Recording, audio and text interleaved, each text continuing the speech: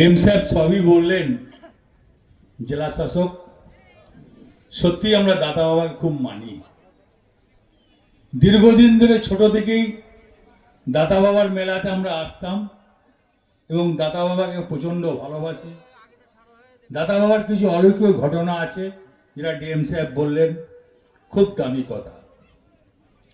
ওয়াকফ বোর্ডের কেউ এখানে আসেননি, আমি ডিএমকে বলবো, মন্ত্রী চন্দ্রনাথ সিনহাকে বলবো, বিকাশ দাকে বলবো, যে মাঠটাতে গাড়ি দাঁড়াতো সেটা প্লটিং করা হচ্ছে, সেটা কিন্তু ঠিক নয়।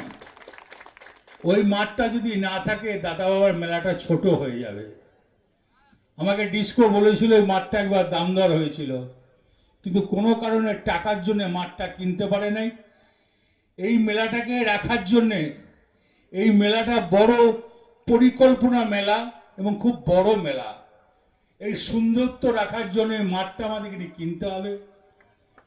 আমি বলবো, আমি যেখানে বলার আমি সেখানে বলবো। আমি মন্ত্রীকেও বলছি, আমি দরকার হলে মমতা ব্যানার্জিকে বলবো এই মাঠের টাকাটা ওয়াকফ বোর্ড থেকে দেওয়া হোক, এটা কিন্তু আমি বলবো। তাই এখানকার দাদা বাবাই যারা এসছেন দূর দূরান্ত থেকে, সবাইকে আমি সেলাম আদাব জানাই এবং আমার চেয়ে যারা বড় আমার প্রণাম নেবেন, আমার চেয়ে যারা ছোট আমার অন্তরের ভালোবাসা নেবেন। এই দাদা বাবার এখান থেকে অনেক কিছু পাওয়া যায়, যা বলে তা হয়। দাদা বাবার কাছে আমরাও অনেক কিছু চেয়ে বসি, আবদার করে বসি। আশা করি দাদা বাবা সেই আবদারগুলো আমাদের মেনে নেয়।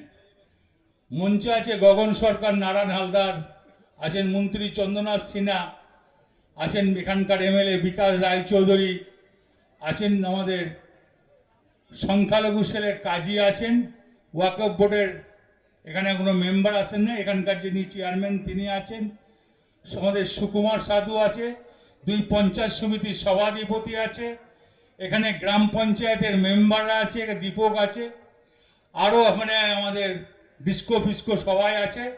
সবাইকে আমি ভালোবাসি। এখানকার পাথরচাপড়ি যারা দাদা বাবার কমিটি, তারা ভালো করে কাজ করুন, আমি আপনাদের সঙ্গে আছি। আমি যা বার্তা পাঠাবার আমি পাঠিয়ে দেবো, আমি থাকবো। দাদা বাবা তুমি গোটা বীরভূম জেলার মানুষকে যেমন দেখবে, মমতা ব্যানার্জিকে দেখো, ভারতবর্ষ করে দেখো, দাদা বাবা তোমাকে কোটি কোটি সালাম জানায়।